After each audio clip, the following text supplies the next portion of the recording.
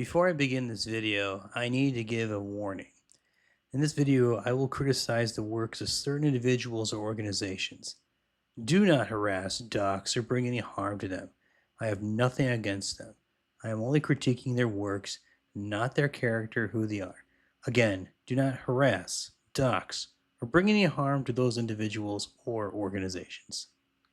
And now, on to the video. Problem number 9, lack of good curriculum. A major factor that can determine whether a Bible lesson is taught well is curriculum.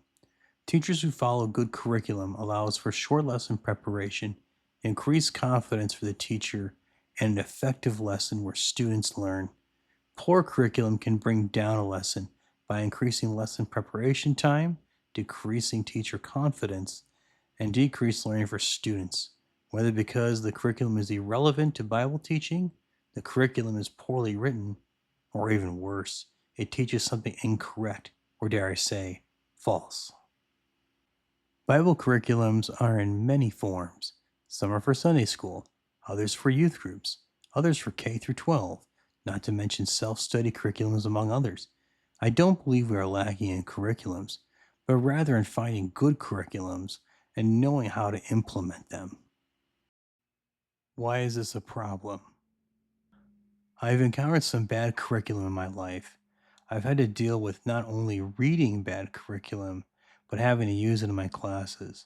Believe me when I say that using a bad curriculum made teaching harder because I had to work around that curriculum rather than have it work for me, which made me have to work longer and harder than if I had good curriculum.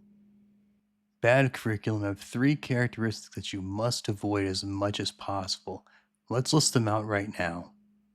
Irrelevant curriculum.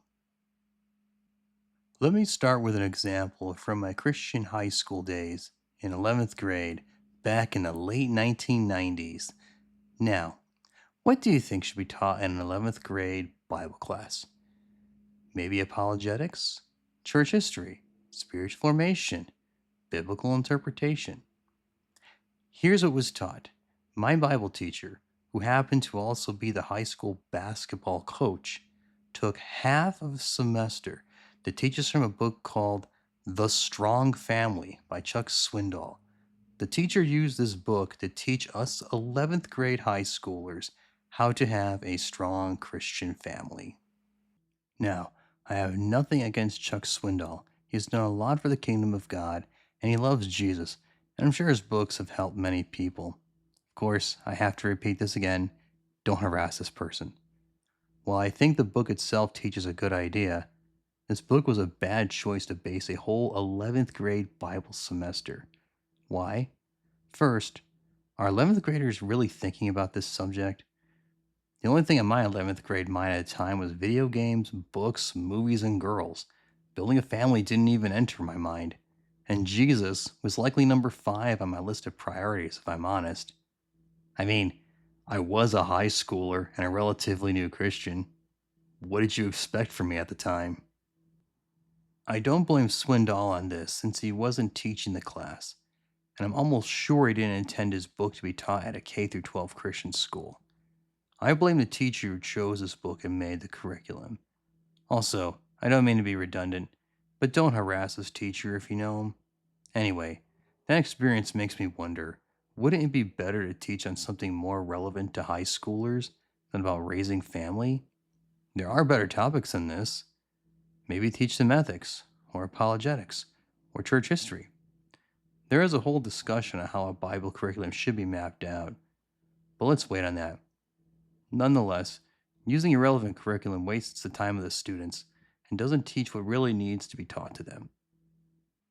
Poorly written curriculum. Let me give another example from my teaching days.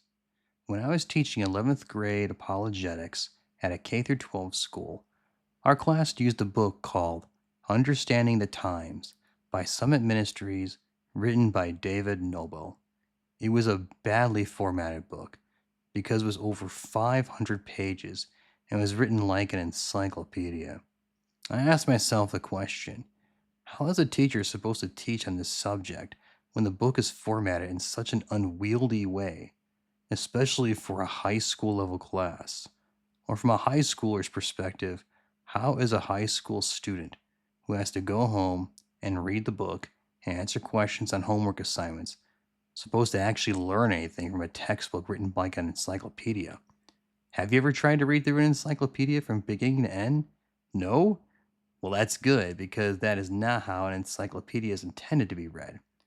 This just leads to frustration on both the student, who either won't understand the material, and frustration for the teacher, who now has the obstacle of explaining a badly formatted book. I must repeat again, do not harass Summit Ministries or the author. Now, I don't think this is the fault of the author or Summit Ministries. After all, this was picked by an individual at our school. But I do think this book was not a good choice for an apologetics class for a couple of reasons. First, this book is not written for a high school class. If we teach them a textbook, especially one to high schoolers, shouldn't it be written in a way that makes it easy for the intended audience to learn information? Apologetics can get very complicated, and if we want high schoolers to learn, shouldn't we put as few obstacles in the way as possible towards learning? Why not write a concise and easy to read textbook? Second, and this is a tangent, but a necessary one.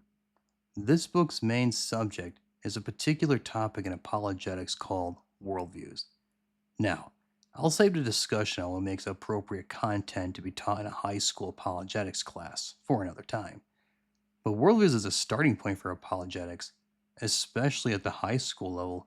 It's a bad idea because it doesn't create a good foundation for high school Christians when they have to explain or defend their faith to non believers. Wouldn't it be better to teach how to prove God's existence or the historical reliability of the Gospels? Or dealing with the question on the fate of the unsaved to students, especially since when they get out into the rest of the world, those are questions that others will ask them? Just a thought. But I move on. Incorrect or false curriculum. I taught 7th grade Bible for a few years, and for the curriculum for that class, we used a textbook called Daring Deliverers by Ollie Gibbs for a whole semester. The purpose of this book was to teach leadership lessons from the book of Judges, particularly from the judges themselves. Let me tell you, teaching from a single book of the Bible through a whole semester is really tough since I had to stretch out material over 4 months. I even had to throw in Ruth in the first few chapters of 1 Samuel to make it through the semester. Again, I say, do not harass Ollie Gibbs. I'm going to criticize this book on several points. First, this book falls into the trap of irrelevant curriculum. Are leadership lessons really applicable or relevant for junior high students?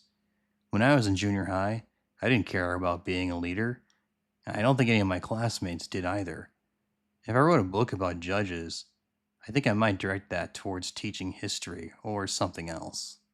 Second, the content is so focused and small that any teacher would have trouble stretching this out over a whole semester. I don't like making up material as I go. Third, and this is the part where the incorrect or false curriculum comes into the book, is that the book makes a particularly glaring error called moralizing.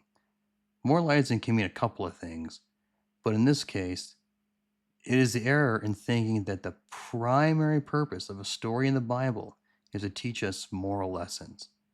Moralizing is a problem because it distracts us away from the author's original intent or purpose of his book, passage, or verse. In this case, the book distracts from the author of the book of Judges' actual intent.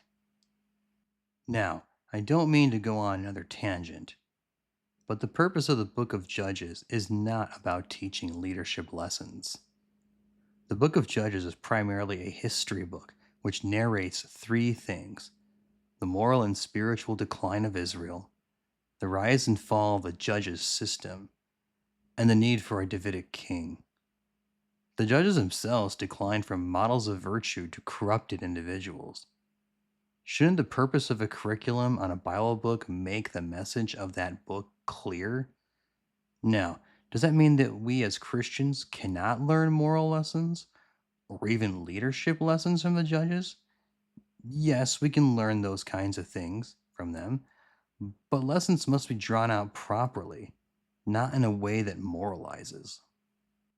How to solve problem number 9. Now, how do we solve the problem of bad curriculum? Unfortunately, there is more bad curriculum than good. But I have a few strategies that will help with choosing and using the best possible curriculum. Solution 1: adapt or modify the curriculum. Unless your supervisor, whether a pastor or principal, tells you that you need to follow the curriculum exactly, you are allowed to make modifications or change it to it if necessary. There is flexibility to this. Don't become a slave to the curriculum, but rather let it serve you. If there's something you don't like or think can be improved upon in it, then you're free to change it. Again, check with your supervisor on this before you do anything. Unless it is absolutely necessary, don't throw out the whole curriculum. Designing a new curriculum is very time and energy consuming. I know this because I did it myself in different settings: Sunday school, rescue mission, K through 12. And making a new curriculum is tough. Solution 2: look for good curriculum. Find curriculum that matches the goals of what you want to accomplish. How do you know if that curriculum's good? Make sure it's relevant, it's well written, and is correct. I know this is overly simplistic, and finding good curriculum will take time, but it is worth it.